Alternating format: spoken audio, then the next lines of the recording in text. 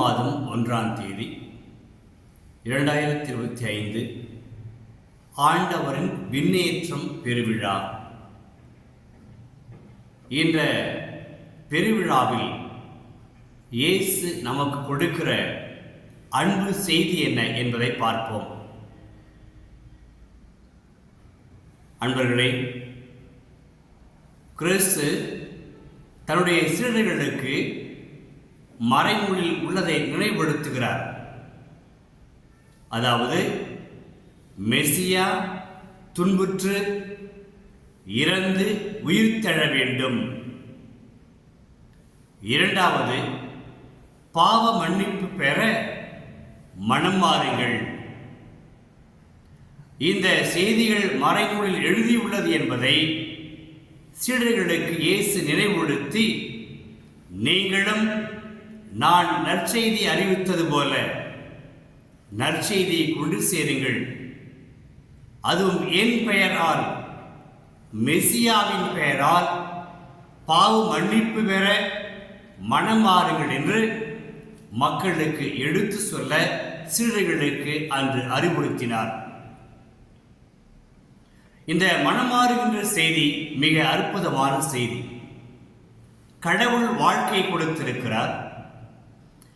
எந்த வாழ்வில் மனமாற்றம் நடைபெற்றுக் கொண்டிருக்கிறதோ அங்கு மகிழ்ச்சி நிலவுகிறது, ஆனந்தம் பூத்து குலுங்குகிறது. அந்த நபருடைய நம்பியிருக்கின்ற குடும்பத்தார்கள் மகிழ்ச்சி அடைகின்றார்கள், உறவு வளர்கிறது, வளர்ச்சி பெறுகிறது, வாழ்வில் நிம்மதி அடைகிறார்கள். மனமாற்றம் என்ற அந்த ஒரு சொல்லினுடைய அற்புதத்தை நாம் விவரித்து பார்த்தால் அதனுடைய அற்புதங்களை நம்மால் பெற்றுக்கொள்ள முடியும். மனமாற்றம் இல்லாத வாழ்வு அடைபட்டு கிடக்கிறது, இருளில் மூழ்கி கிடக்கிறது, அடிமைத்தனத்தில் கிடக்கிறது, பாவத்தில் கிடக்கிறது. இயேசை விட்டு நாம் தூர சென்று விடுகிறோம். மனமாற்றத்தை நோக்கி நாம் ஒரு அடி எடுத்து வைக்கிற பொழுது அதனுடைய ஆசிரியை நம்மால் உணர முடியும், அனுபவிக்க முடியும். இந்த செய்தியைத்தான் இயேசு அந்த சீடர்களுக்கு சொல்லி, நீங்கள் சென்று என் பெயரால் அறிவியுங்கள். மக்கள் மனமாற்றம் அடைய வேண்டிய தேவை இருக்கிறது. அந்த தேவை நிவர்த்தி செய்யக்கூடிய அளவுக்கு நான் உங்களை தயார்படுத்தியிருக்கிறேன். எனவே நீங்கள் சென்று இதை மக்களுக்கு பறைசாற்றுங்கள், அறிவியுங்கள் என்று இயேசு அந்த சீடர்களுக்கு சொன்னார், அறிவுறுத்தினார். இவ்வாறு மனமாற்றம் அடைய மக்களை சொல்கிற பொழுது சீடர்களுக்கு வல்லமை வேண்டும். எனவே இயேசு என்ன சொல்கிறார்? தந்தை வாக்களித்தபடி அந்த வல்லமையை, எனக்கு அளித்த வல்லமையை நான் உங்களுக்கு அளிக்கிறேன். நான் தந்தையிடமிருந்து பெற்றுக்கொண்டேன். பெற்ற வல்லமையை, வல்லமை எதற்கு? இந்த மனமாறுங்கள் என்ற நற்செய்தி அறிவிக்க, மக்களை மனம் திருப்ப, நல்வாழ்வுக்கு கொண்டு வர, பாவத்திலிருந்து விலகுங்கள், தவறுகளை விட்டொழியுங்கள், தீய சிந்தனைகளையும் தீய எண்ணங்களையும் நீங்கள் விட்டொழித்து விட்டு, தூக்கி எறிந்துவிட்டு இயேசுவின் பாதைக்கு வாருங்கள். இயேசுவை நாடி வருகிற பொழுது மனமாற்றம் அடைவீர்கள். இதனை அறிவிக்க உங்களுக்கு வல்லமை வேண்டும். உடல் ரீதியான வல்லமை, மன ரீதியான வல்லமை, ஆன்மீக வல்லமை. இந்த வல்லமையை நீங்கள் எங்கும் பெற முடியாது. எனவே நான், இயேசுவாகிய நான் உங்களுக்கு கொடுக்கிறேன், உங்களுக்கு அதிகமாகவே கொடுக்கிறேன்.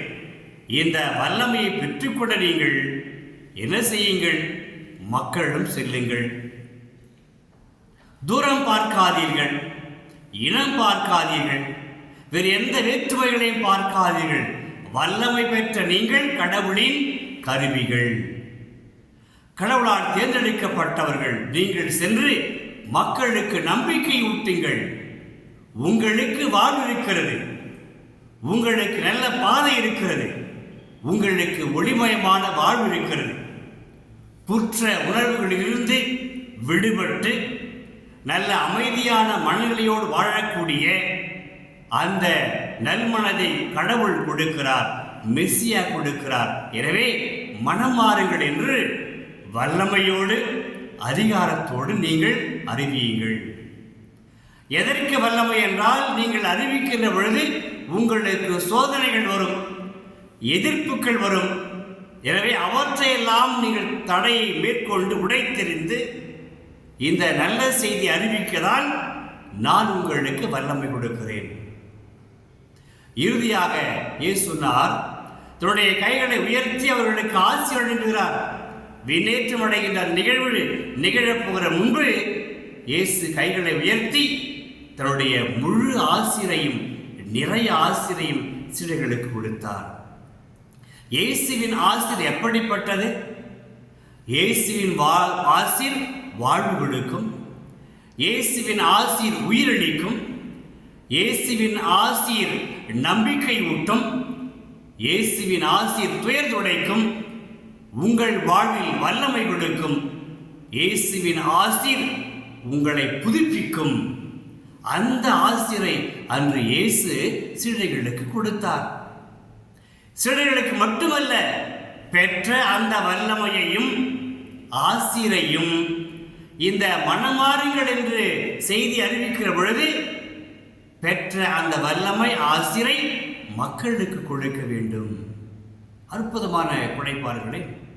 ஆகவே இன்றைய விண்ணேற்ப பெருவிழாவில் நாம் ஆண்டவர் ஒரு மகிழ்ச்சி அடைகிறோம். ஆண்டவர் நமக்காக மீட்பு விண்ணகம் அடைந்திருக்கிறார், தந்தையோடு இணைந்திருக்கிறார். எதற்காக? நமக்கு பரிந்து பேசுவதற்காக, நம்மை வாழ்விப்பதற்காக. அந்த இயேசு அந்த சீடர்களுக்கு வல்லமையும் ஆசிரையும் கொடுத்தார் அல்லவா?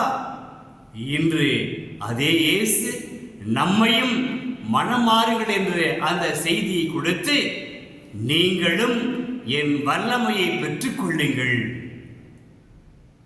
என் ஆசிரை பெற்றுக் கொள்ளுங்கள், உயிர் பெற்றெழுங்கள், நம்பிக்கை பெறுங்கள், வாழ்வில் ஞானமுள்ள மக்களாக திகழுங்கள் என்று இயேசு இன்று நமக்கு அழைக்கிறார். இயேசுவின் செய்தியை பெற்றுக்கொள்வோமா? ஜெபிப்போம் அன்பர்களே. வல்லமை நிறைந்த இயேசுவை உம்மை போற்றுகிறோம், வாழ்த்துகிறோம், ஆராதிக்கிறோம். அன்று சீடர்களுக்கு நீர் கொடுத்த அந்த வல்லமையும் ஆசீரும் அன்று சீடர்கள் வழியாக தொடக்க திருச்சபையும் இன்றைய திருச்சபையை வாழ்வித்துக் கொண்டிருக்கிறது.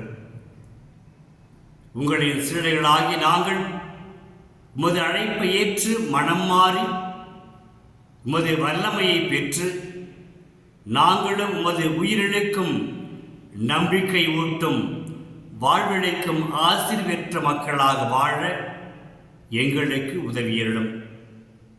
இவற்றை உம்மகன் இயேசு கிறிஸ்துவின் வழியாக ஜெபிக்கிறோம் தந்தையே. ஆமேன், ஆமேன். இறைவார்த்தை விதையாக